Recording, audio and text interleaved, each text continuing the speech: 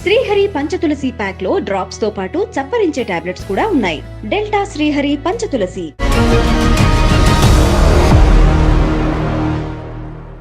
Ravi sir నమస్కారం sir. నమస్తే కవిత. Sir, తెలంగాణలో అవుతున్నటువంటి లేటెస్ట్ హ్యాపెనింగ్స్ రాజకీయంగా చూసుకుంటే ఫస్ట్ మనం బీఎస్పీతో స్టార్ట్ చేయొచ్చు సార్. బీఎస్పీ మేనిఫెస్టో 10 అంశాలు ఎలా ఉన్నాయి సార్ అవి?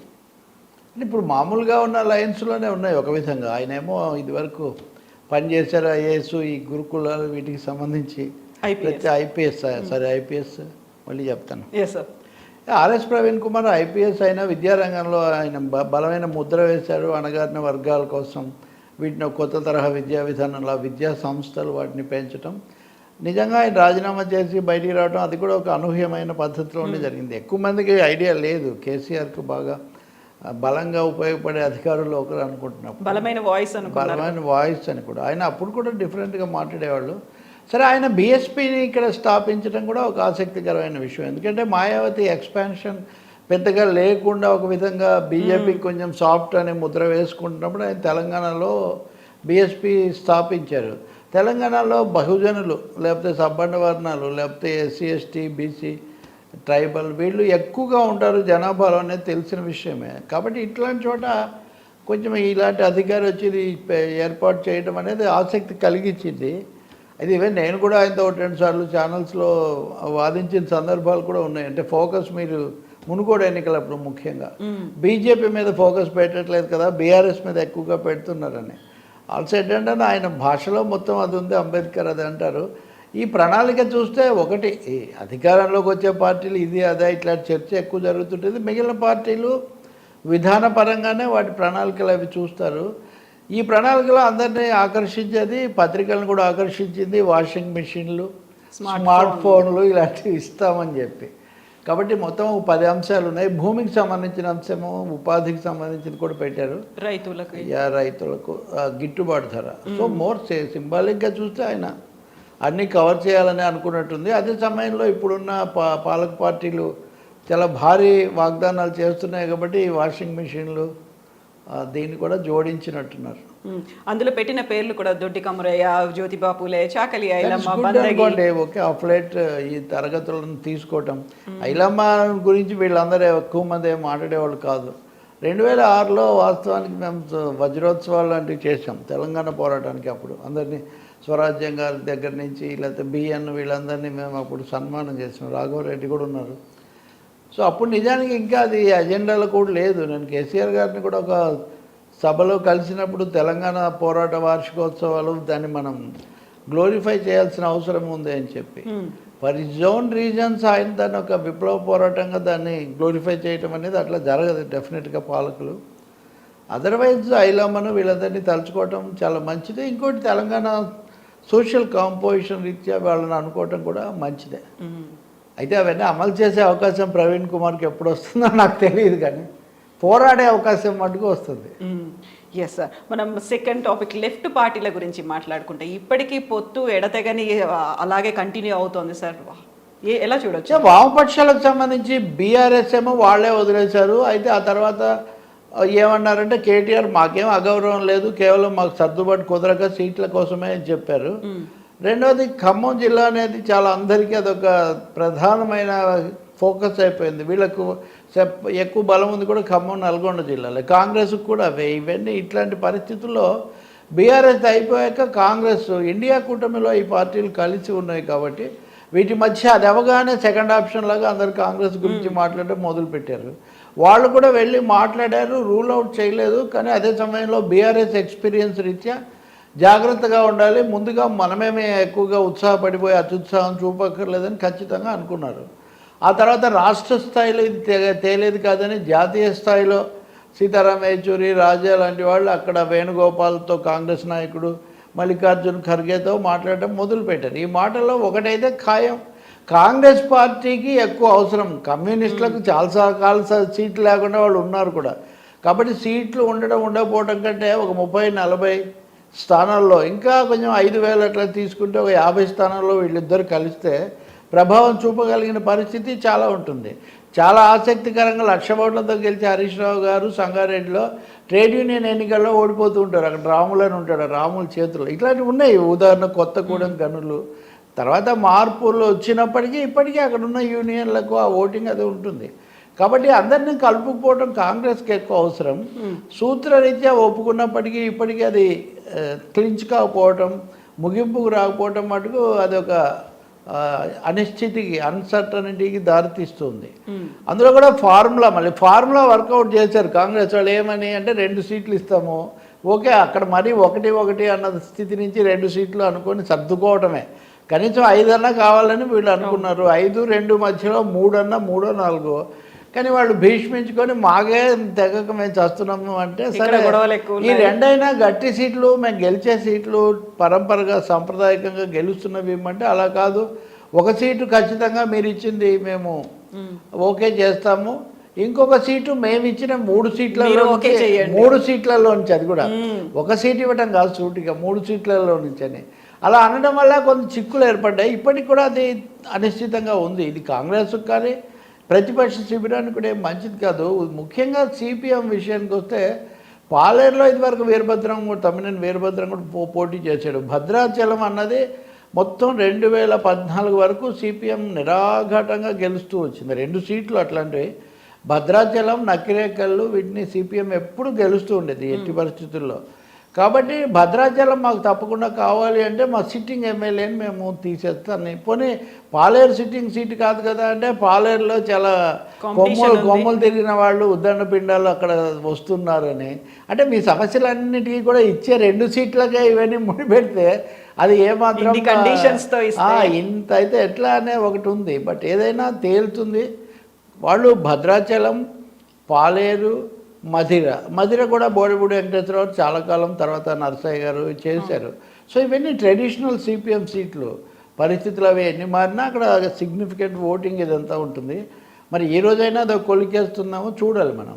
అలాగే సిపిఐ విషయంలో కూడా వాళ్లకు ఒకటేమో కొత్తగూడెం అది ముందు నుంచి అంటున్నారు. ఇది వరకు వాళ్ళ రాష్ట్ర కార్యదర్శి కూననేని సాంబశివరావు ఆయన ప్రాతినిధ్యం వహించారు. ఆ రెండోది వాళ్ళు చెన్నూరు ఇస్తామంటున్నారు. చెన్నూరు కొంతవరకు ఒప్పుకునే ఒక అవగాహన కూడా వచ్చిందన్న తర్వాత వాళ్ళకు కొంచెం సమస్య. మునుగోడు సాంప్రదాయకంగా సిపిఐ చాలాసార్లు గెలిచేది అక్కడ. మొన్న ఎన్నికల్లో గెలవడానికి కూడా ఈ పునాదే ఉపయోగపడింది. మునుగోడు బీఆర్ఎస్ గెలిచి ఉండకపోతే తెలంగాణ రాజకీయ ముఖ చిత్రం చాలా డిఫరెంట్గా ఉండేది. కాబట్టి అటువంటిది కాంగ్రెస్ ఎలాగూ గెలవలేదు, వాళ్ళు ఓడిపోయారు. మరి అటువంటిప్పుడు వాడు మునుగోడన్నా మనం పట్టుపట్టాలని వాళ్ళు అనుకుంటున్నారంటారు. ఈ పట్టుదలలు ఎలా ఉన్నా కాంగ్రెస్కే క్షేమదాయకమైన తొందరగా ముగించి రంగంలోకి దిగితే వాళ్లకు వామపక్షాలకు కూడా ఇది ఉంటుంది, గౌరవప్రదంగా కూడా ఉంటుంది. రెండోది పోటీ గట్టిగా తొందరగా రంగంలోకి వెళ్ళే అవకాశం ఉంటుంది. అనిశ్చితి ఎప్పుడు నష్టమే చేస్తుంది. ఇంకా చాలా సమస్యలు ఉన్నాయి, ఉదాహరణకు ఇతర వాళ్ళతో కూడా. సో మనం మా థర్డ్ టాపిక్ కింద మాట్లాడుకుంటే తెలంగాణ జనసమితి కోదండరాం ఎవరితో చర్చలు జరుపుతున్నారు, ఎవరికి ఎన్ని సీట్లు వస్తాయనే దాంట్లో ఇది కూడా కనిపిస్తోంది సార్. కోదండరాం ఒకడు తెలంగాణ మొత్తం ఉద్యమాలు ఈ చరిత్ర ఇదంతా ఆలోచించినప్పుడు ఏవి తల్లి నిరుడు కురిసిన హిమ సమూహంలో అన్నట్టుగా జేఏసీ చైర్మన్ ప్రతిదీ in the name of the president అన్నట్టుగా ఆయన పేరుతో ఇవన్నీ కూడా జరిగాయి. తర్వాత బీఆర్ఎస్ టీఆర్ఎస్ ఏర్పడటము, కేసీఆర్ ప్రభుత్వం రావటం ఒకటైతే ఆయనకున్న వ్యూహాలనండి ఎత్తుగడలు వాటిలో కూడా లోపాలు ఏమి ఉన్నా సరే ఆ ప్రభ కొంచెం మసకబారిన పరిస్థితి ఉంది. పొలిటికల్ అన్సర్టనిటీ, రాజకీయ అస్పష్టత కూడా దోహదపడింది. ఏదైనా ఆయన టీజేఎస్ అని ఒకటి ఏర్పాటు చేసుకొని ఉన్నారు. మనిషికి ఆ విధమైన గౌరవము ఆయన పట్ల సద్భావం అయితే ఉంది. సక్సెస్ వేరు, సద్భావం వేరు కదా. కాబట్టి ఆయన కూడా కలుపుకోవడం అవసరమని కాంగ్రెస్ భావించవచ్చు. కానీ నేను విన్నది ఏంటంటే ఆయన కూడా ఒక 6 సీట్లు అడుగుతూ ఉన్నారని. ఇప్పుడు అదేవిధంగా షర్మిలతో వాళ్ళు కూడా 10 సీట్లు ఆమె అడిగారని. సో కమ్యూనిస్టులు ఇద్దరికి కలిసి 4 సీట్లు ఇవ్వడానికే అంత తతంగం జరుగుతుంటే షర్మిల 10 ఈయన 10 అడిగితే ఎట్లా ఇవ్వడం అనేది జరగదు కదా. కానీ తొందరగా క్లీన్ చేసుకొని కోదండరావు ఎక్కడ రంగంలోకి దిగుతారో ఆయన దిగితే ఇంకా తర్వాత మిగిలినవి అవి చూసుకోవచ్చు. ఈ ఆలస్యం అనేది ఈ శిబిరం కూడా నిజం చెప్పాలంటే ఏదైనా అటు ఇటు అయితే చిన్న పార్టీలు కూడా ఒకటిగా వెళ్ళొచ్చు అని కూడా అనుకున్నారు. కాంగ్రెస్ ఎంతమందిని కలుపుకపోతే అంత మంచిది కాంగ్రెస్ పార్టీకి. కొంత పాజిటివ్ అని అనుకుంటున్నప్పుడు దాన్ని కన్సాలిడేట్ చేసుకోవడానికి ఇవన్నీ కూడా ఉపయోగపడతాయి. వీళ్ళకి వచ్చే ఒక సీటు కంటే వీళ్ళకి వచ్చేది ఒక సీటే కదా, వాళ్ళకి వస్తే ఒక ప్రభుత్వం వస్తుంది కదా. కాబట్టి వాళ్ళది వీటన్నిటిని కాంప్రమైజ్ అవుతారు వేగవంతం చేయాల్సి ఉంటుంది. కాబట్టి చూడాలి, మరి కోదండరామ్ది కూడా తొందరగా తేల్చుకోవాలి వాళ్ళు. సార్, మనం ఎలాగో కాంగ్రెస్ గురించి మాట్లాడుకుంటున్నాం కాబట్టి థర్డ్ టాపిక్ కాంగ్రెస్ సభ. రాహుల్, ప్రియాంక గాంధీలు ములుగు నుంచి తమ ప్రచారాన్ని ప్రారంభిస్తున్నాడు. 3 రోజుల పాటు తెలంగాణలో ఉంటున్నారు సార్. ఇక రాహుల్ గాంధీ అనేది ఇక్కడ మస్కాట్ లాగా వాళ్ళు పెట్టుకున్నారు, అందులో ఇంకేం డౌట్ లేదు. మోదీ మస్కాట్ ఏమో కొంచెం రాను అది కొంచెం మస్క బారి రాహుల్ మస్కాట్కి ఎక్కువగా పెరిగింది. అది నిజమైంది. అందుకే చాలా సభలు పెట్టారు.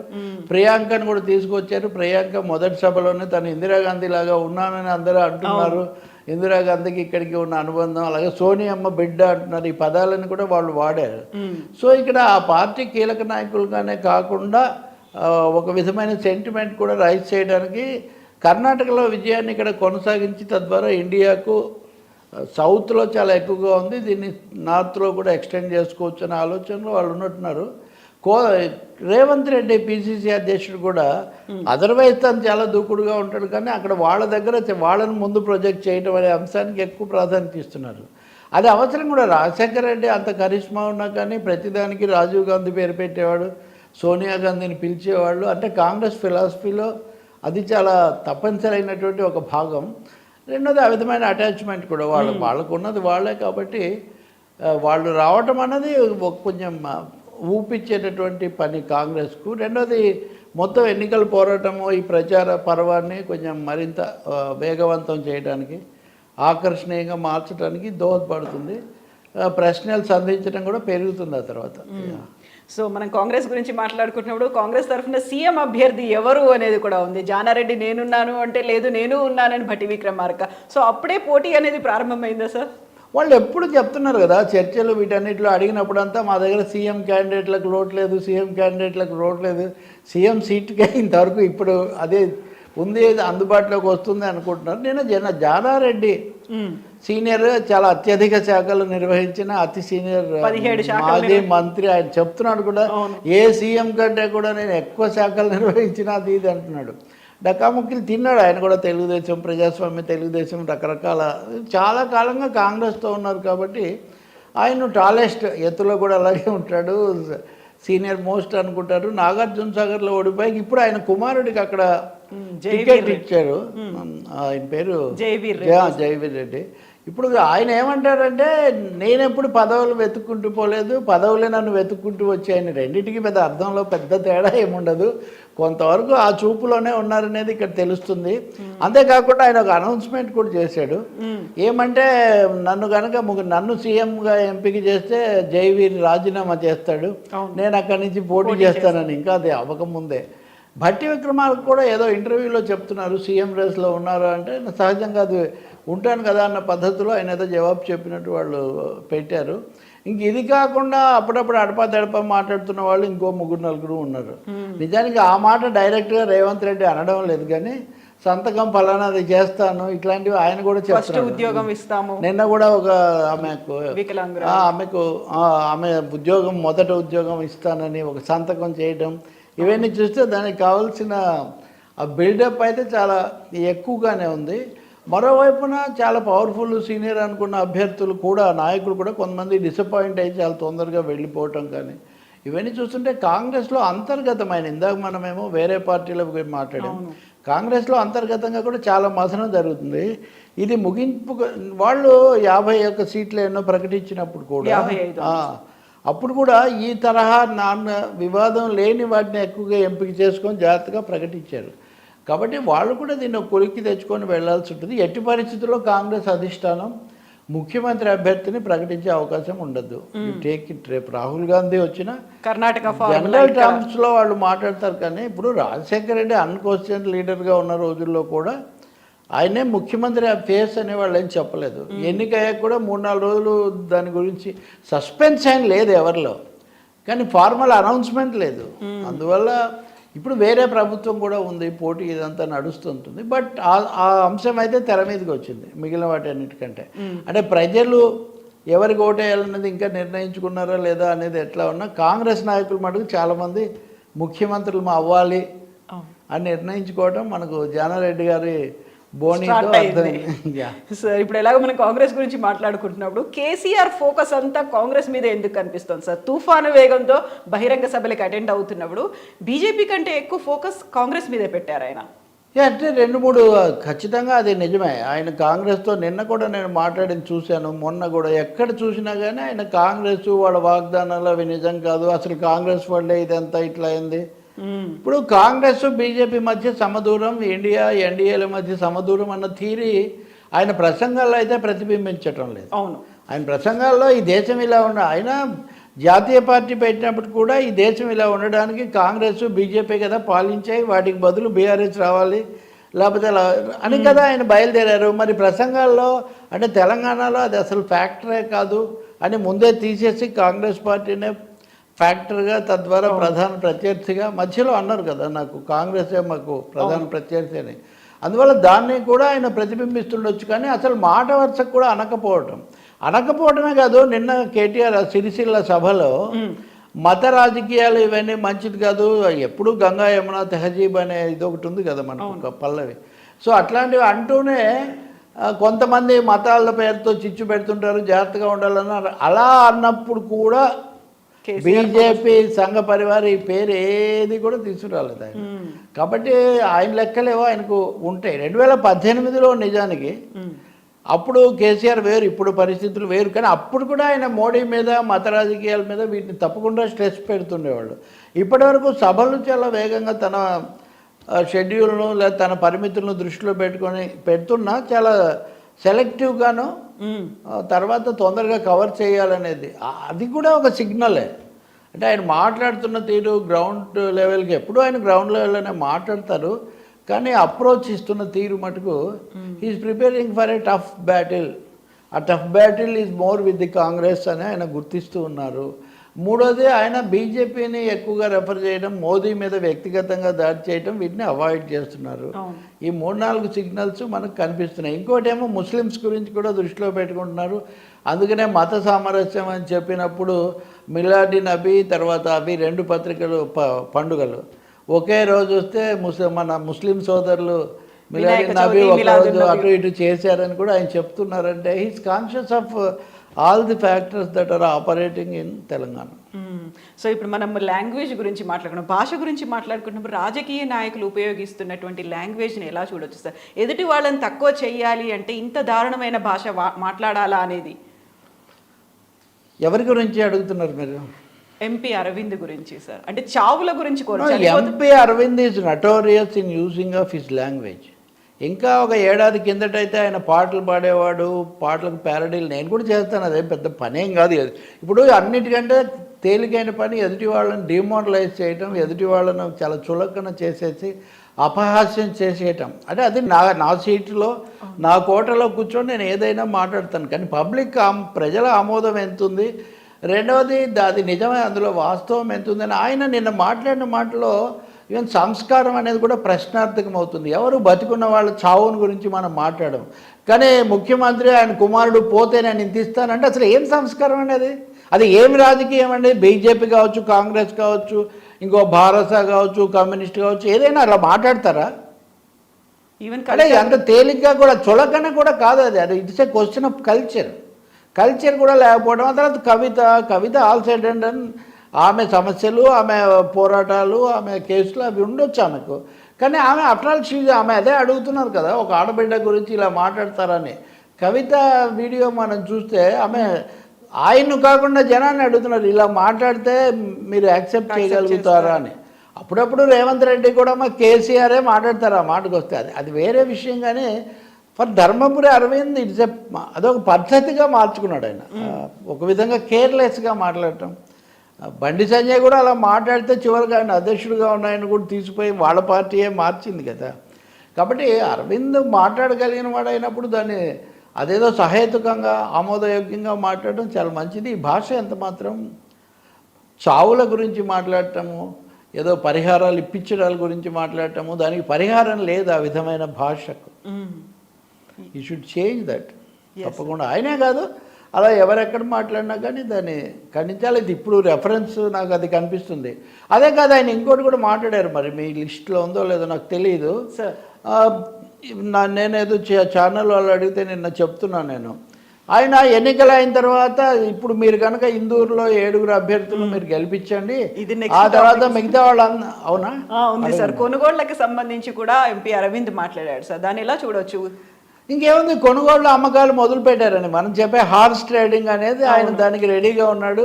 దానికి సంబంధించిన లెక్క డొక్కలని కూడా ఆయన సిద్ధం చేసుకొని ఉన్నారని మనకు అర్థమవుతుంది.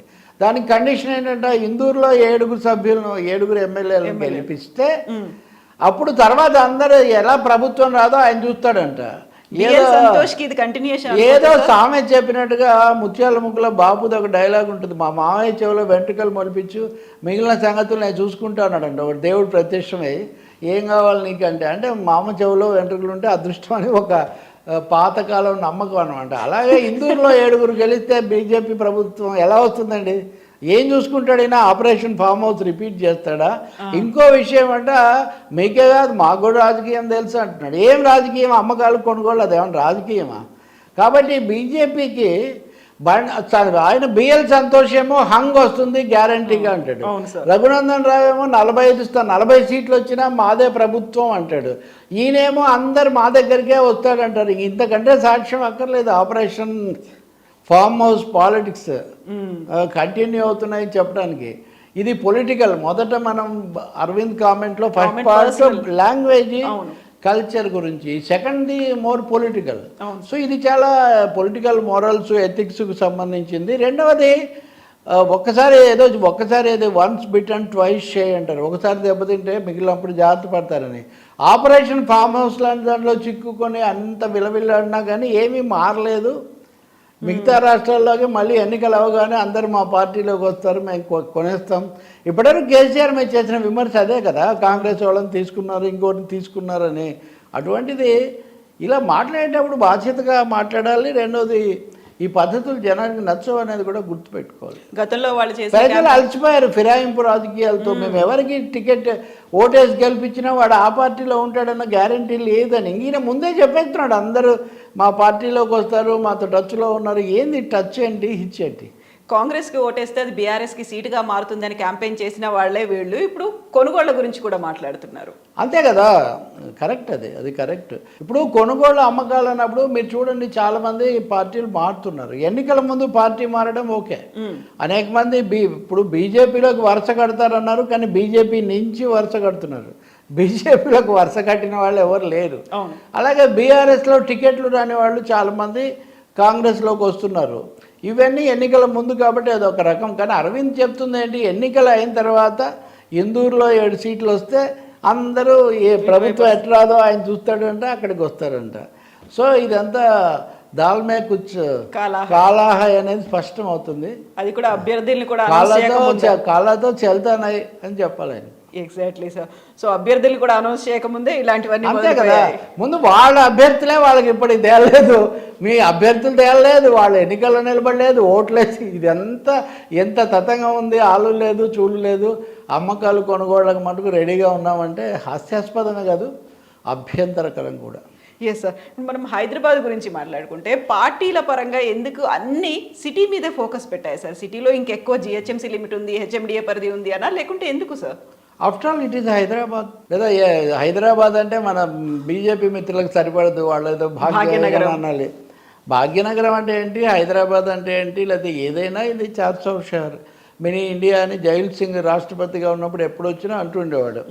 దక్కన్ ఉత్తర్ ఈ మధ్యలో ఉండేటటువంటి ఒక దక్కన్తోనే పాటు, దక్కన్ అంటే దక్షిణ అనే అర్థంలో తీసుకుంటే, బట్ అదర్వైజ్ దక్కన్ ప్లాట్ అది కూడా ఉంది. హైదరాబాద్కి అనేక ప్రత్యేకతలు హిస్టారికల్గా ఉన్నాయి. దాన్ని మించి ఎన్నికల సీట్ల లెక్కలో చూస్తే 24 సీట్లు ఉన్నాయి హైదరాబాద్లో. అంటే more than 1/5 of Telangana is in Hyderabad. And రెండవది, నేను ఎప్పుడు నారాయణ రెడ్డి పాట చెప్తూ ఉంటాను, అది ఒక తలపై రూమీ టోపీ, ఒక తలపై గాంధీ టోపీ, క్యాభాయ్ అని అంటాడొకడు, ఏమో అని అంటాడొకడు, మతాలు భాషలు వేరైనా మనమంతా భాయి భాయి అని. భారతదేశంలో ఉన్న భిన్న మతాలు, జాతులు, సంస్కృతులు అన్నీ కూడా హైదరాబాద్లో మనకు కనిపిస్తాయి. కాబట్టి ఇక్కడ తెలుగు రాష్ట్రాలు 2 అయిన తర్వాత కూడా 2 తెలుగు రాష్ట్రాలు కూడా హైదరాబాద్లో ఇప్పటికీ ఉన్నాయి మినీ ఫామ్లో. ఈరోజే నమస్తే తెలంగాణలో ఎవరో మిత్రుడు వ్యాసం రాశాడు, తెలంగాణ ఆంధ్రులని. గతంలో నిజామాంధ్రులు అనే ఒక పదం ఉండేది, నిజామాంధ్ర మహాసభ అని కూడా అనేవాళ్ళు. కాబట్టి తెలంగాణ ఆంధ్రులు వరవరరావు అడిగాడు నన్ను అప్పుడు, రాష్ట్రం ఇలా ఏర్పడితే ఎట్లా ఉంటుంది, ఆంధ్ర తెలంగాణ కలిసి పెట్టాలంటే ఒకటే పేరు పెట్టారు అని. పేరు మార్చడమే సమస్యతో పేరు ఇప్పుడు కూడా మార్చుకోవచ్చు అన్న. తెలంగాణ ఆంధ్రులు ఒక రెండింటి పెద్ద తేడా ఏముంది, కానీ వాళ్ళు కూడా ఎక్కువగా ఉన్నారు. ఇప్పుడు ఈ మధ్యలో మనం జరుగుతున్నది చూస్తే పాలిటిక్స్లో ఇంకా last but not least religious composition 7 స్థానాలు ఇక్కడ మజ్లిస్ పార్టీ కలిగి ఉంది. సో పురాణా షహర్ నయ అసలీ షహర్, పురాణా షహర్, నయా షహర్ और మాయా షహర్ అనే 3 రకాలు హైదరాబాద్లో ఉంటాయి. ఇవన్నీ ఇన్ని ప్రాధాన్యతలు అక్కడ ఉన్నాయి. మజ్లిస్ అధ్యక్షుడు ఓవైసీ సవాల్ చేస్తాడు, మీరు ఇక్కడికి వచ్చి గెలవండి అని ఆయన అడుగుతాడు. రాహుల్ గాంధీ సికింద్రాబాద్లో వీళ్ళు రాగానే ఇక్కడ పోటీ చేస్తారు, షర్మిల చేస్తుంది, లేకపోతే జయసుధ చేస్తారని లెక్కలేస్తారు. సో ఇంత వైవిధ్యము ఉంది. అమెరికా పోటీ కూడా ఉంది, మారుతూ వచ్చింది కూడా. అంటే 2014 ఎన్నికల్లో తెలుగుదేశం బీజేపీ కలిసి పోటీ చేసినప్పుడు బీజేపీకి 5, తెలుగుదేశంకు 9 వచ్చాయి. 2018లో మహాకూటమి అది ఇదని వచ్చినప్పుడు కాంగ్రెస్కి కూడా అప్పుడు స్థానాలు బాగానే ఉండేవి, అవి చాలా తగ్గిపోయాయి. జనరల్గా మజ్లిస్తో బీఆర్ఎస్ సంబంధం అన్న దాని మీద కూడా రకరకాల ఇవి ఉన్నాయి. బీఆర్ఎస్ కొంత తర్వాత రీగెయిన్ చేసింది. కార్పొరేషన్ ఎన్నికల్లో 2015లో మొత్తం వచ్చేస్తే 2020లో బీజేపీ కూడా ఎక్కువ స్థానాలు వాళ్ళు తెచ్చుకోగలిగారు, వీళ్ళు కూడా తెచ్చుకున్నారు. కాబట్టి ఇక్కడ పోటీ చాలా తీవ్రంగా ఉంటుంది. రెండవది చాలా దిట్టమైన ఆసాములు, వనరులు పుష్కలంగా ఉన్నవాళ్ళు, రియల్ ఎస్టేట్ తిమింగళాలు, అన్ని రకాల వాళ్ళు ఇక్కడ ఉంటారు. కాబట్టి హైదరాబాద్ మీద ఫోకస్ ఉండడంలో ఏమి ఆశ్చర్యం లేదు. 24 సీట్లలో ఎవరు ఆధిక్యం తెచ్చుకుంటారు అన్నది రాష్ట్రంలో వచ్చే ముఖ చిత్రాన్ని కూడా అదే ఆవిష్కరిస్తుంది. దాని మీద మత సామరస్యాన్ని కాపాడుకోవాల్సిన, అలాగే హైదరాబాద్ చారిత్రక ప్రాధాన్యతను, ప్రశాంతతను కాపాడుకోవటం అన్నది కూడా ఒక ముఖ్యమైన కర్తవ్యంగా ఉంటుంది. ఇది కాకుండా అటు ఇటు పార్టీలు మారడం కూడా చాలా జరిగింది ఈ మధ్యకాలంలో, అవన్నీ రిఫ్లెక్ట్ అవుతాయి. సో హైదరాబాద్ ఎంతలా ఎక్స్పాండ్ అవుతుందో అంతలా ఫోకస్ హైదరాబాద్ మీద పడుతుంది. డెఫినెట్గా అండి. మహానగరాలు అనేవి ఎక్కడున్నా కానీ, ఇప్పుడు భారతదేశం అంటే పంచనగరాలు అన్నట్టుగా ఈ 5 నగరాల గురించే కదా చెప్తారు, వాటికి ఆ ప్రాధాన్యత ఉంటుంది. సార్, మన లాస్ట్ టాపిక్ జనసేన గురించి మాట్లాడుకుంటే, గతంలో బరిలో దిగుతామని 32 స్థానాలకి సంబంధించినటువంటి ఒక లిస్ట్ ఇచ్చారు, బట్ ఇప్పటికి కూడా అనౌన్స్ చేయలేదు. మీరు వెనక్కి తగ్గొద్దు అంటూ తెలంగాణ కార్యకర్తలు జనసేన చీఫ్ను కోరుతున్నారు సార్.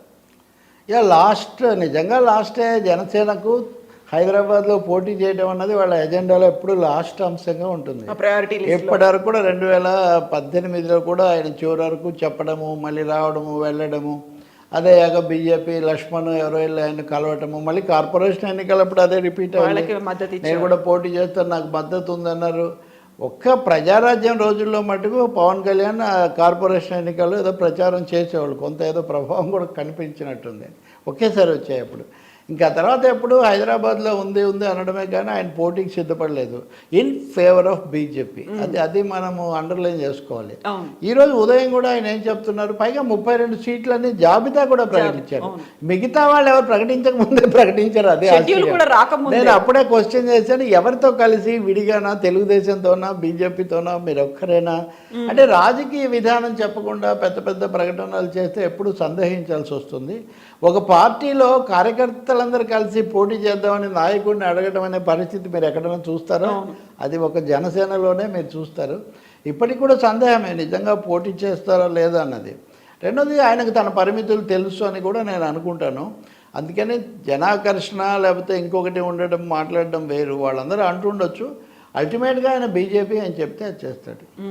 అంటే తెలుగుదేశం చెప్పింది చేస్తాడు అని వైసీపీ వాళ్ళు చెప్తారు, కానీ నా ఉద్దేశంలో ఆయన బీజేపీ డైరెక్షన్ ఎలా ఉంటే దాని ప్రకారం ఆయన నడుస్తాడు. వాళ్ళు మమ్మల్ని మాకు మద్దతు ఇవ్వండి అని చెప్తారు.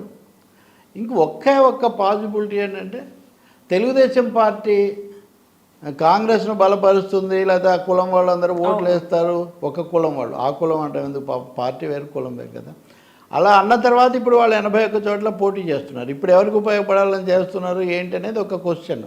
అది జనసేన విషయంలో కూడా జరుగుతుంది. వాళ్ళు కూడా చేయాలి. అట్లా నిర్ణయం తీసుకుంటే ఓట్లలో చీలికి తేవడానికి, ఇండియా అనేది ఇక్కడ విజయం సాధించకుండా చూడటానికి ఏం చేయాలో ఆ విధమైన విధానం పవన్ కళ్యాణ్ అనుసరిస్తారు. ఎందుకంటే ఈరోజు కూడా ఆయన సమావేశంలో మొదటి వాక్యమే మనం ఎన్డీఏలో ఉన్నాం కాబట్టి ఆ విషయం కూడా దృష్టిలో పెట్టుకోవాలి అనే ఒక వాక్యం ఆయన చెప్పారు. నేనేం చెప్పట్లేదు. కాబట్టి ఎన్డీఏ అంటే బీజేపీ, దాన్ని వీళ్ళిద్దరూ కూడా తెలుగుదేశము జనసేన కూడా బీజేపీకి సంతోషం కలిగించే కార్యక్రమం ఇక్కడ చేస్తారు. బీజేపీకి నెంబర్ 1 అజెండాలో నెంబర్ 1 కాంగ్రెస్ రాకూడదు అని ఓటర్లు కోరుకున్నా కానీ దాన్ని కొంచెం ఏదో మార్పు చేయడానికి వాళ్ళు ట్రై చేస్తారు. అందుకని మనకు తెలియదు, అమిత్ షా నుంచి ఫోన్ వచ్చాక కానీ ఈ విషయంలో మనకు పవన్ కళ్యాణ్ అభిప్రాయం తెలిసే అవకాశం లేదు. సో 2 రోజుల్లో చెప్తా అన్నప్పుడు 2 రోజుల్లో ఫోన్ కాల్ వస్తుందా లేదా? 2 రోజుల్లో ఫోన్ కాల్ రాకపోతే 3 రోజులు చూస్తారు అంతేగాని తనేం తొందరపడి ఏం చేయరు. రెండోది మార్చుకోవడానికి కూడా ఏం వెనకాడు. ఆయన రికార్డు మనం చూస్తే అనేక సార్లు తప్పకుండా పోటీ చేస్తామని చెప్పి అంత తేలిగ్గా మళ్ళీ వెనక్కు తీసుకున్న నేపథ్యం కూడా ఉంది. హైదరాబాద్ తెలంగాణ వరకు ఆ విషయంలో నిజానికి వైసీపీ ఉంది. మొదటి ఎన్నికల్లో పాల్గొన్నారు, వాళ్ళకి ఏదో 4 సీట్లు వచ్చాయి. ఆ తర్వాత మేము పాల్గొనమని చెప్పారు. ఇంకా తర్వాత వాళ్ళు ఎప్పుడు పాల్గొనట్లేదు. ఉదాహరణకు తెలుగుదేశము ఒకసారి పాల్గొని రెండోసారి అసలు తనే ముందుండి నడిపించి ఆ తర్వాత దెబ్బతిన్న తర్వాత ఇంకా తర్వాత తెలుగుదేశం పరిస్థితి నిజానికి కొంచెం సందిగ్ధంగా ఉంది. అయినా వాళ్ళకు బలపరిచే శక్తులు 2 చంద్రబాబు లాంటి సీనియర్ నాయకుడు ఉన్నారు కాబట్టి, అలాగే సామాజిక మద్దతు కూడా ఉంది కాబట్టి వాళ్ళ పేరు వాళ్ళ హడావుడి అది అట్లాగే కొనసాగుతూ ఉంటుంది. అది జనసేనకు ఆ సౌలభ్యం లేదు. వారాహి ఒకటే ఉంది వాడు. Yes sir, thank you so much sir, thank you.